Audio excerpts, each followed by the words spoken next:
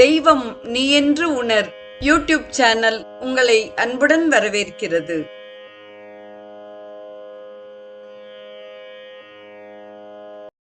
வாழிய செந்தமிழ் அன்பு நிறை உள்ளங்களுக்கு அன்பார்ந்த வணக்கங்கள். வாழ்ந்து காட்டிய வள்ளல்கள் வரிசையில் சுவாமி சிவானந்தரின் வாழ்க்கை வரலாற்றை தொடர்ந்து அவர் எழுதிய நான் யார் என்ற நூல் குறித்து நாம் சிந்தித்துக் கொண்டிருக்கிறோம். நிகழ்ச்சி தொடர்கிறது. எது மாறுகிறதில்லையோ, எது மாறுகின்ற பொருள்களிடையே மாற்றமின்றி நிற்கிறதோ அது அவைகளில் இருந்து மாறுபட்டதாக இருக்கிறது. ஆகையால் தூலமாக இருக்கின்ற இந்த சரீரத்தையும் அதை சுற்றியுள்ள பொருள்களில் மாற்றங்கள் ஏற்படும் போது எது மாற்றமின்றி இருக்கிறதோ அந்த நான் என்ற தோற்றம் அவைகளில் இருந்தும் வேறுபட்டதாக இருக்கிறது. நான் பல வருடங்களுக்கு முன்னால் எனது பெற்றோர்களின் மடியில் குழந்தையாய் விளையாடி குதித்து உறங்கினேன். அந்த எனக்கு இப்பொழுது குழந்தைகள் இருக்கின்றன. எனது உடலில் எப்பொருளாவது இத்தனை வருடங்களாக அற்பமேனும் மாற்றமின்றி உறுதியான தன்மையுடன் இருக்கிறதா?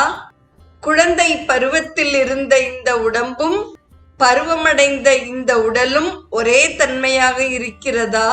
ஆனால் இவ்வளவு மாற்றங்களுக்கு இடையே நான் மட்டும் மாறவில்லை. அது அப்படியே இருக்கிறது. என்னை பற்றி பேசும்போது என்னை நான் என்று கூறுகிறேன். நான் சந்தோஷமாய் இருக்கிறேன். நான் இளமையில் இருக்கிறேன்.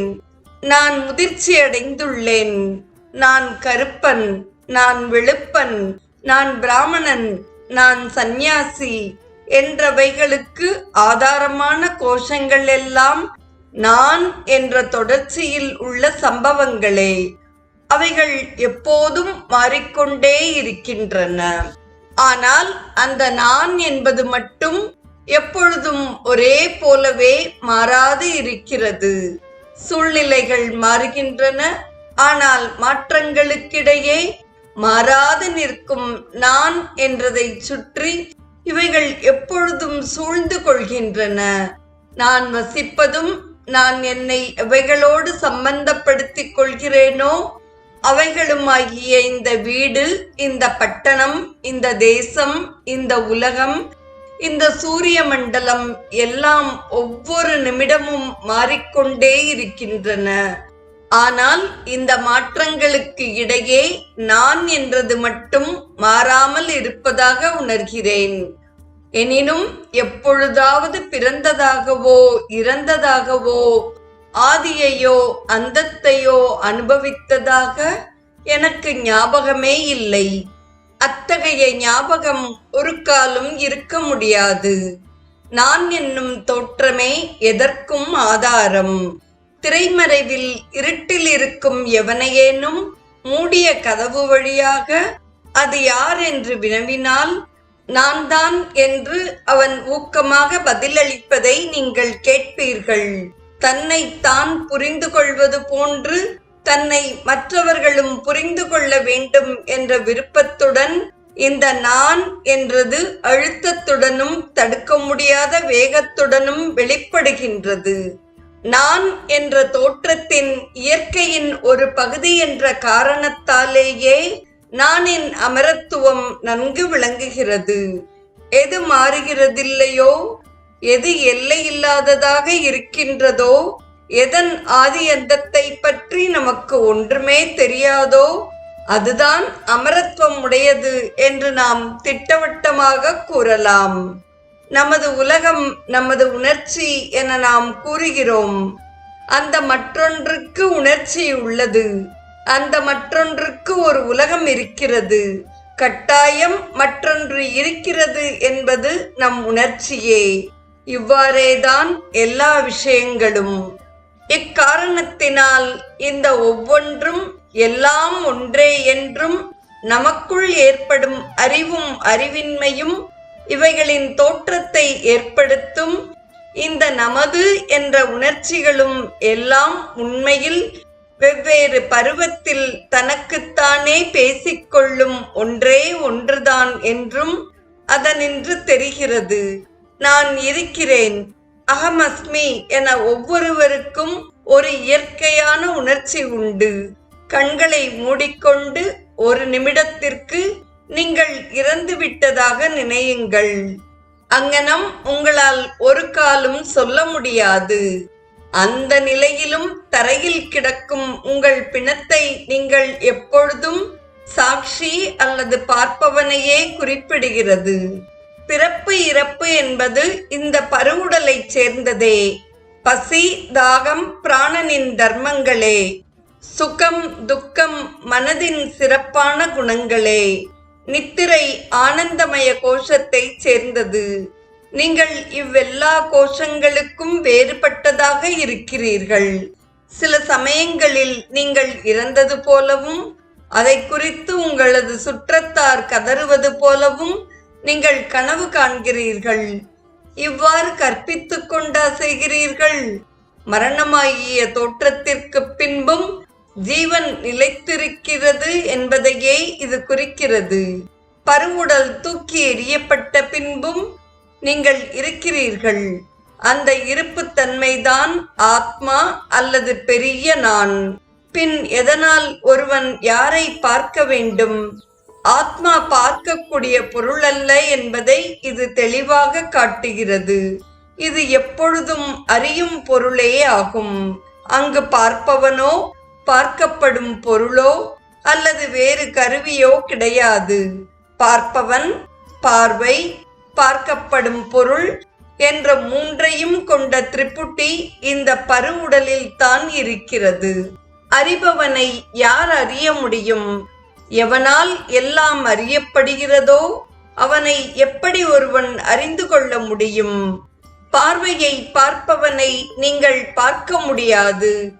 கேள்வியை கேட்போனை நீங்கள் கேட்க முடியாது.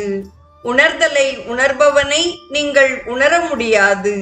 அறிவை அறிபவனை நீங்கள் அறிய முடியாது. உங்களிடத்தில் உள்ள ஆத்மாவின் மகிமையில் நம்பிக்கை வையுங்கள். நீயே அது. இந்த ஆத்மா ஒரு பொழுதும் பிறந்ததும் இல்லை, இறக்கப் போவதும் இல்லை. எல்லாவித மூட நம்பிக்கையும் சந்தேகங்களையும் களையுங்கள். தப்பான சம்ஸ்காரங்களையும் எண்ணங்களையும் எரித்து விடுங்கள். ஆணோ பெண்ணோ இந்த ஆத்மாவை அடைய முடியும். தவறான வேற்றுமைகளையெல்லாம் கொளுத்துங்கள். சிறியது பெரியது, வலிமை உள்ளது உயர்ந்தது தாழ்ந்தது, ஜீவன் உள்ளது ஜீவன் இல்லாதது என்பவை ஒன்றுமில்லை. உங்களிடத்தில் இருக்கும் ஆத்மாவையே எங்கும் காண்பீராக. ஆத்மாவை தவிர வேறு ஒன்றுமே கிடையாது. விவேகம், வைராகியம், ஷட் சம்பத்து, முமுக்ஷுத்வம் என்ற 4 வித ஒழுக்க முறைகளையும் கைவசப்படுத்திக் கொண்ட பின் நான் யார் என்று விசாரிக்கும் தன்மையை நீங்கள் அடைவீர்கள். உங்களிடம் சரியான ஒழுக்க நெறி உண்டென்றால் ஆழ்ந்த தியானம் செய்ய உங்களுக்கு சாத்தியப்படும். நல்லொழுக்க யோகிய அம்சங்கள் உங்களிடம் உண்டென்றால் உங்களால் உண்மையான நானின் ஆழ்ந்த உண்மைகளை கிரகிக்க முடியும். உங்களிடம் நல்லொழுக்க பலம் இருந்தால்தான் நீங்கள் பிரம்மன் அல்லது பரம்பொருளை காண யோகியதை உடையவராவீர்கள். ஒழுக்க நெறி கட்டுப்பாடுகள் நான் என்ற விசாரத்திற்கு இன்றியமையாதவை. நல்லொழுக்க யோகியதா அம்சம் இன்றியே நீங்கள் புகழ்மிக்க வியப்படையத்தக்க வேதாந்தியோ விஞ்ஞானியோ ஆகலாம். ஆனால் நல்லொழுக்க கட்டுப்பாடின்றி ஆத்ம ஞான மார்க்கத்தில் ஒரு மாணவனாக இருக்க முடியாது. ஒழுக்கம் கெட்டவன் ஒருவன் ஒரு பொழுதும் தனது ஆத்மாவை அறிய முடியாது. உடலையே நான் என்று நினைப்பதை விட்டுவிடுங்கள். இவ்வாறு செய்வது பெரும் குற்றமாகும். மனக்கோட்டை கட்டுவதையும் திட்டங்கள் வகுப்பதையும் விட்டுவிடுங்கள். உலகப் பொருட்கள் மீதுள்ள ஆசைகளையும் ஒழியுங்கள். உங்களை பற்றி நினைப்பதையும் அறவே விட்டு தள்ளுங்கள். புகழ்ச்சி, மெச்சுகை இவைகளை எதிர்பாராதீர்கள். பெயர், புகழ் இவைகளுக்கு உள்ள ஆசையை அகற்றுங்கள். பொதுமக்கள் கண்டிப்பார்களோ என்ற பயத்தையும் நோயினுடைய பயத்தையும் கொளுத்தித் தள்ளுங்கள். பணத்தையோ அல்லது இதர வஸ்துக்களையோ சேமித்து வைக்காதீர்கள். நாளைக்காக கவலை கொள்ளாதீர்கள். தூஷணைகளுக்கோ அவதூறுகளுக்கோ ஒருவித முக்கியத்துவமும் அளிக்காதீர்கள். நையாண்டிக்கும் அதட்டலுக்கும் பயப்படாது வஜ்ராயுதம் போன்று விளங்குங்கள்.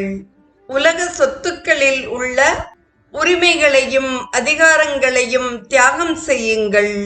எல்லாவித உலக பற்றுதல்களையும் உதறித் தள்ளுங்கள். இப்பொழுது சாஸ்வதமான பரந்த பேரின்ப ராஜ்யத்தில் உங்களால் உள்ளே செல்ல முடியும்.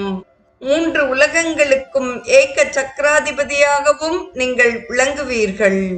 எல்லா தேவர்களும் இப்பொழுது உங்களுக்கு மரியாதை செய்வார்கள் என்ற சிவானந்தரின் கருத்தோடு இன்றைய நிகழ்வு நிறைவு பெறுகிறது. இதன் தொடர்ச்சியை நாம் நாளையும் தொடர்ந்து சிந்திப்போம். இன்றைய நிகழ்வை கேட்டு பயனுற்ற அத்துணை நல்ல உள்ளங்களுக்கும் நெஞ்சார்ந்த நன்றி. வாழிய செந்தமிழ், வாழ்க நற்றமிழர், வாழிய பாரத மணித்திருநாடு. தெய்வம் நீ என்று உணர் யூடியூப் சேனலை கேட்டு மகிழ்ந்த நீங்கள் உங்கள் நட்பு வட்டத்திற்கும் பகிர்ந்து தொடர்ந்து உங்களது நல்ல ஆதரவினை சப்ஸ்கிரைப் செய்து வழங்குமாறு அன்புடன் வேண்டுவது உங்கள் அன்பின் விசாலம்.